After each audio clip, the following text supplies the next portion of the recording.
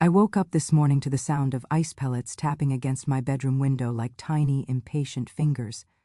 From my bed, I could see the streetlights still glowing through the pre-dawn darkness, illuminating the fresh blanket of snow that had fallen overnight. It was barely 5:30, but at 72 years old, sleep and I have developed what I call a casual relationship. We see each other when we can, but we're no longer as committed as we used to be. I wrapped my flannel robe around myself, the blue one with tiny white flowers that my daughter Emma bought me 3 Christmases ago, and padded downstairs in my slippers. The house was silent except for the furnace humming its morning song. This old colonial in suburban Massachusetts has been my home for 47 years now, and I know every creak, every whisper it makes. The kitchen was cold, so I turned up the thermostat and started the coffee maker. While it gurgled and hissed, I stood at the sink watching the world wake up outside. The Hendersons' house across the street already had lights on. Tom's probably getting ready for his shift at the hospital. Their Christmas lights were still up, twinkling red and green in the gray morning light. Ours were too. I told myself I'd take them down this weekend, but honestly, they made the dark January mornings feel a little less heavy. I poured my coffee into the mug that says World's Best Grandma, a gift from my grandson Tyler when he was 7. He's 14 now and towers over me, but that mug still makes me smile every single morning. That's when I noticed it, sitting on my kitchen table, where I definitely hadn't left it, was my old recipe box, the wooden one with the faded rooster painted on top. My heart did a little jump.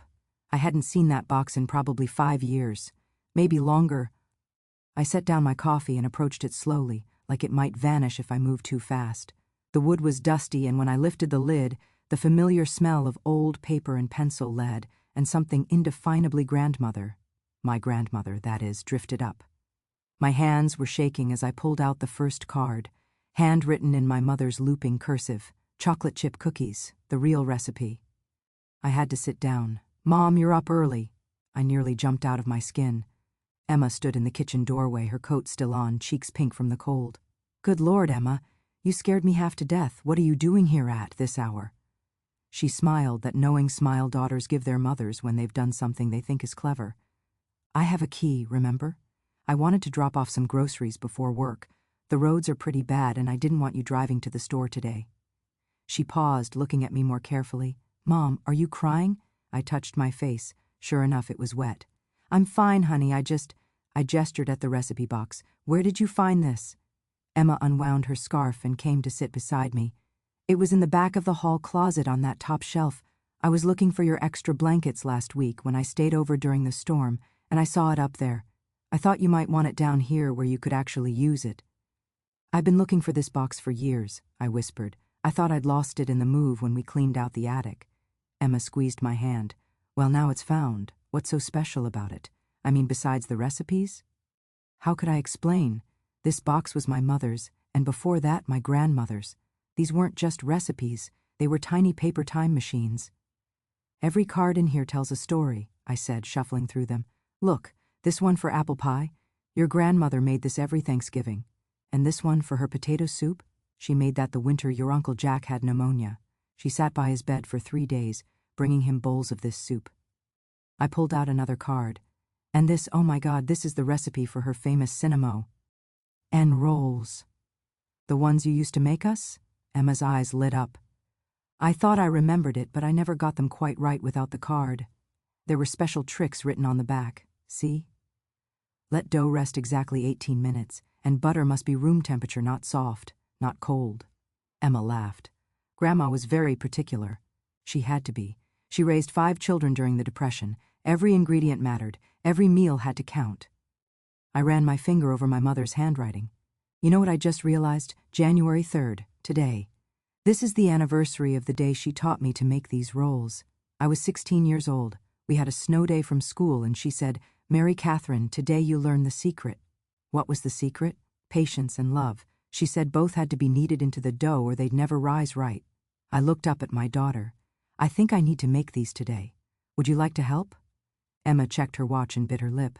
"I have a meeting at 8:30. Of course, honey, you go on, But," she interrupted with a grin, "I can push it to 9:30. Let me text my assistant." So that's how we spent the next 2 hours, my daughter and I, our hands white with flour.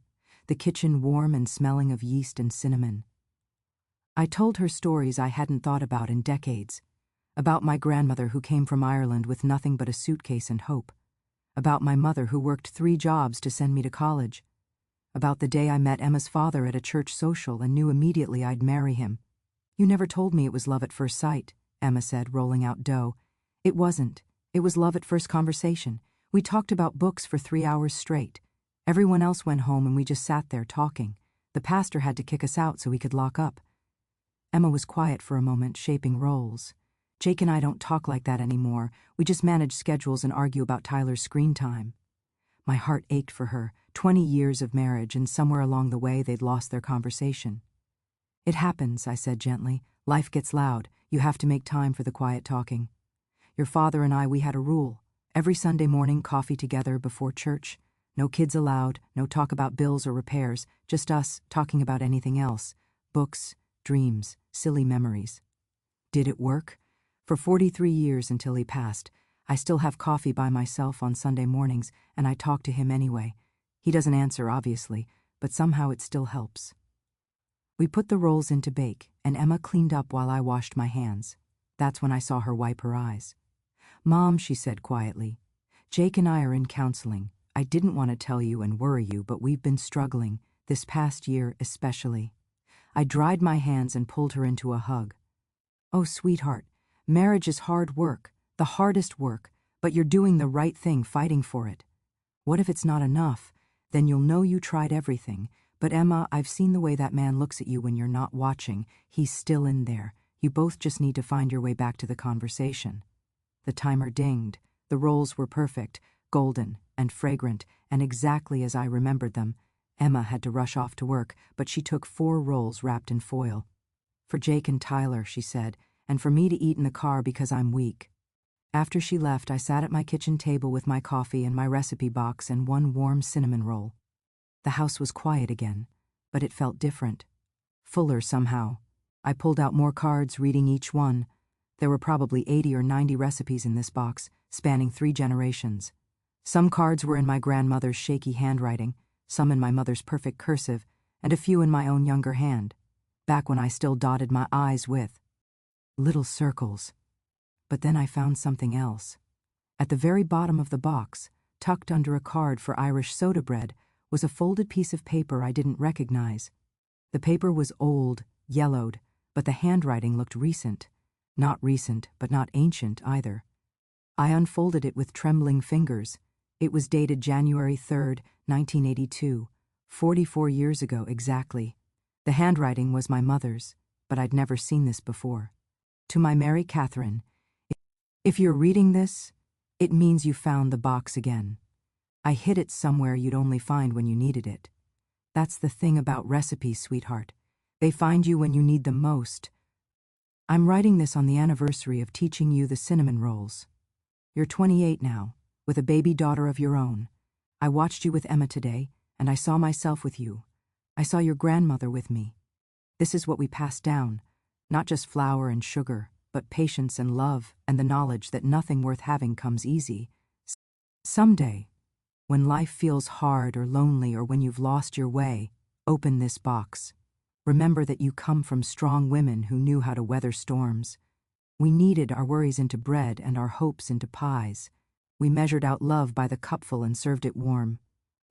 You are everything I hoped you'd be, and whatever tomorrow brings, you have everything you need already. Keep the box close. One day, Emma will need these recipes too. All my love, Mom." I don't know how long I sat there crying. Good tears, the kind that heal something you didn't know was broken. My mother had passed away 8 years ago. Finding this letter felt like receiving one last hug, one final piece of advice exactly when I needed it most. The rest of the day passed quietly. I called Emma and read her the letter. We both cried together over the phone. I made a list of which recipes I wanted to make this month. I decided I'd invite Emma and her family for Sunday brunch.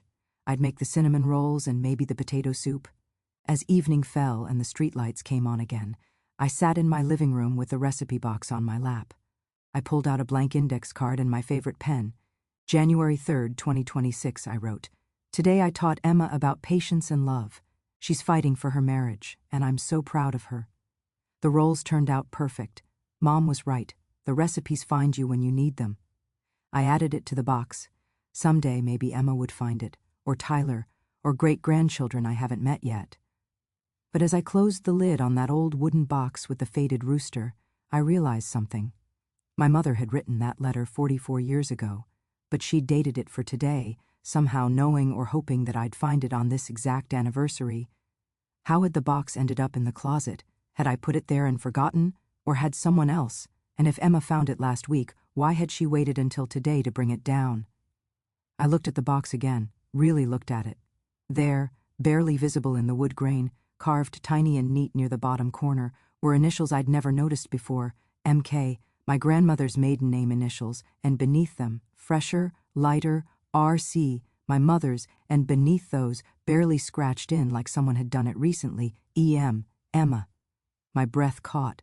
I picked up my phone and called my daughter. Emma, honey, when did you carve your initials in the recipe box? There was a long pause. I didn't, Mom. What are you talking about? I stared at those fresh initials, my heart pounding. Mom, are you okay?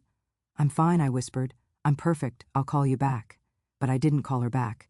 Instead, I sat there as darkness filled the room, holding this box that somehow held more than recipes, wondering what other secrets it might reveal, and which of my ancestors had left them there, waiting to be discovered. Tomorrow, I decided, I'd start investigating, but tonight, I'd simply be Gra. Tefel.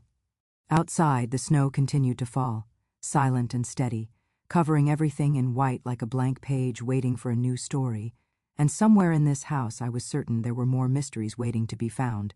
End of story. If you enjoyed this grandma story, please like, subscribe, and stay with our family.